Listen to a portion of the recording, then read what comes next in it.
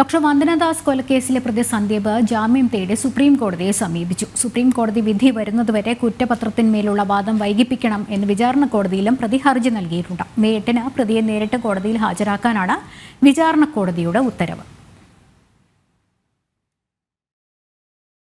വന്ദന കൊലക്കേസിൽ കുറ്റപത്രത്തിനുമേൽ വാദം ആരംഭിക്കാനിരിക്കെയാണ് സന്ദീപ് ജാമ്യാപേക്ഷയുമായി സുപ്രീം കോടതിയെ സമീപിച്ചത്.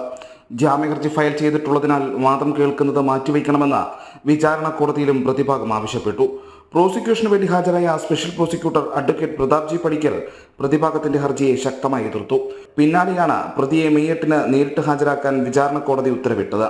വാദത്തിന് പ്രോസിക്യൂഷൻ തയ്യാറാണെന്നും സാക്ഷ്യവിസ്താരം വൈകിപ്പിക്കുന്നതിനു വേണ്ടിയാണ് ഇത്തരം ഹർജികളെന്നും പ്രോസിക്യൂഷൻ ആരോപിക്കുന്നു.